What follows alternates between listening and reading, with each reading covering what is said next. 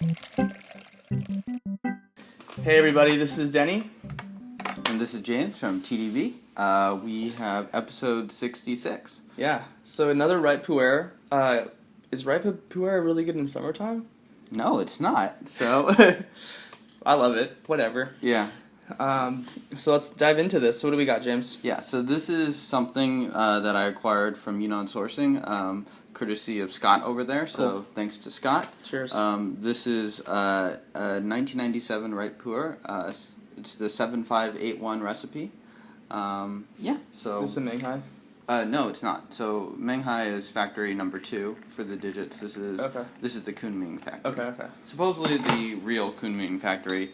If you remember back, we were talking about like the labels and how they had their labels copied. White labeling. Mm-hmm. So who knows for sure? But according to Yunnan Sourcing, at least, this is the real deal. Cool. Well, it's interesting to drink older ripe because it's purposefully aged quickly. So it's interesting that, in some sense, people can argue, okay, look, after 10 years, the age isn't really important.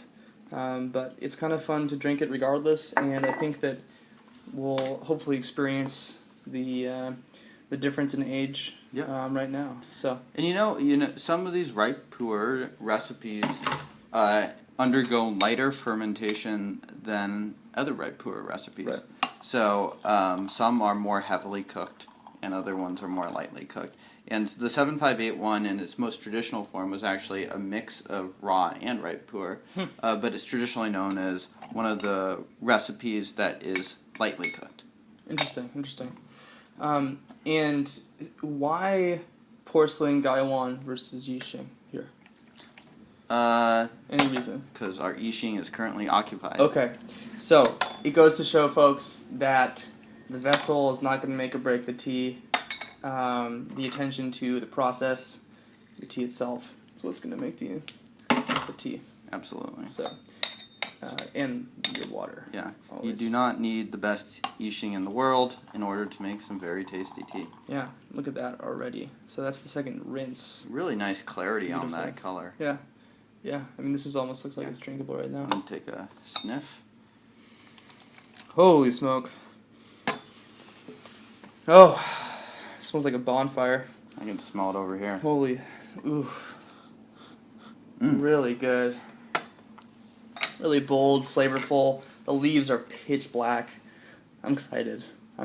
So what do we have in terms of ratio here, James? Yeah, so we're using a little bit more. I just kind of got in the habit of using my raw Pu'erh ratios for ripe Pu'erh.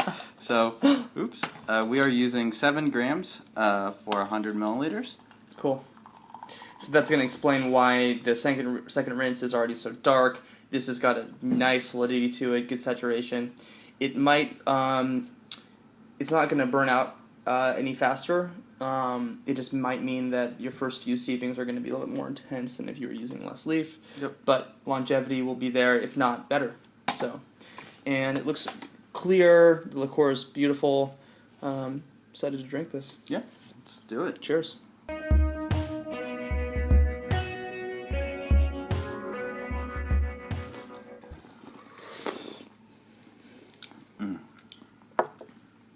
Super Really nice. smooth. Really nice. Yeah.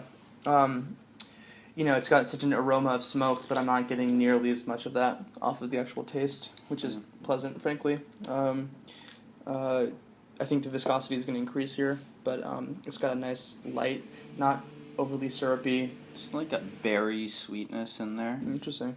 It's interesting. I actually brewed this in my Yixing yesterday, and it's coming off a bit differently. Some of the higher notes are coming out more, which is kind of what you'd expect for brewing in porcelain. And it's just coming off very differently. Not necessarily better or worse, but differently.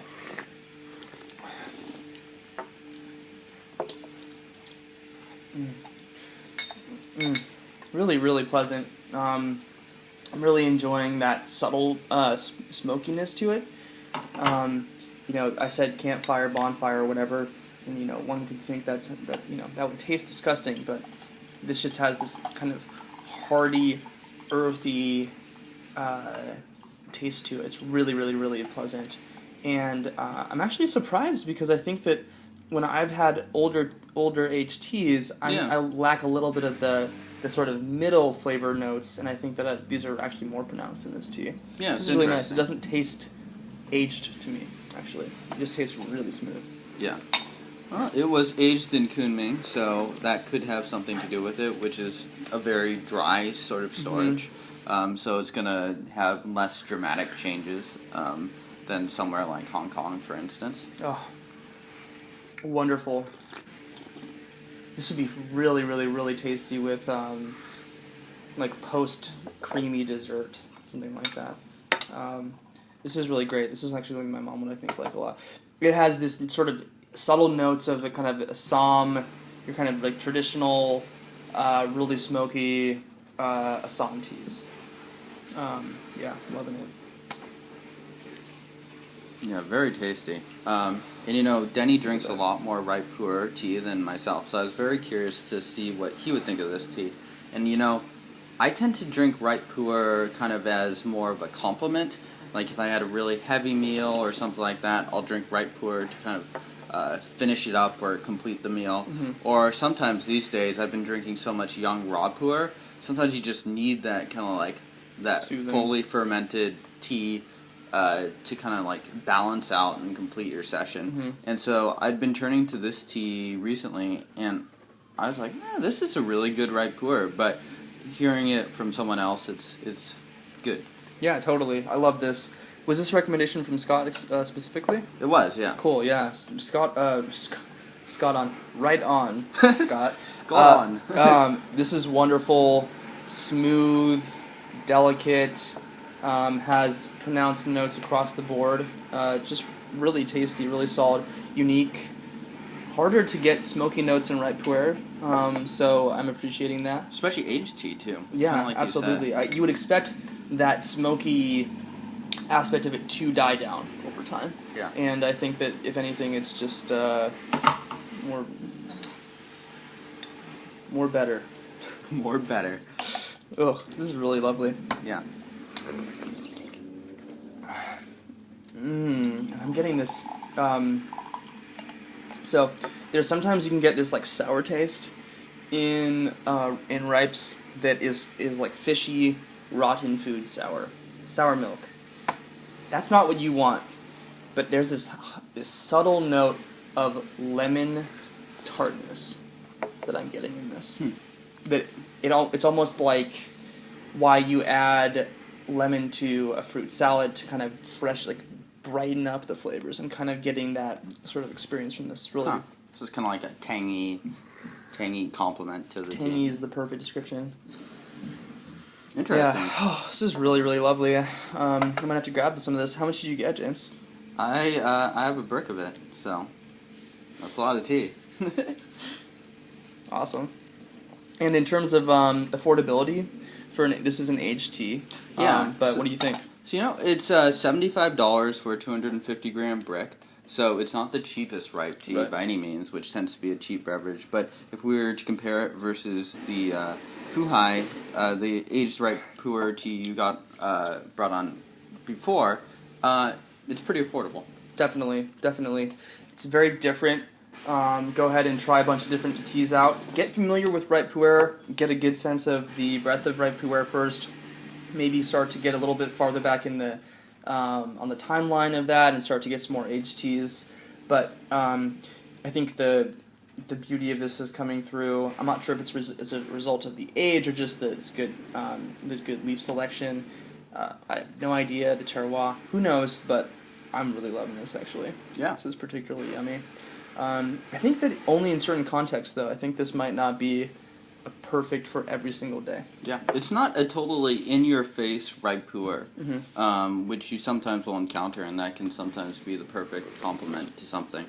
And perhaps that's partially because we brewed it in porcelain, but it's kind of delicate in some sense. I'm really enjoying this, I must say. The complexity of this is surprising.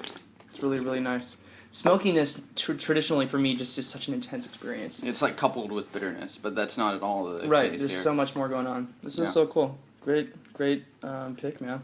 Well, James, if someone wanted to learn more about aged teas, ripe teas, oolong teas, what should they do?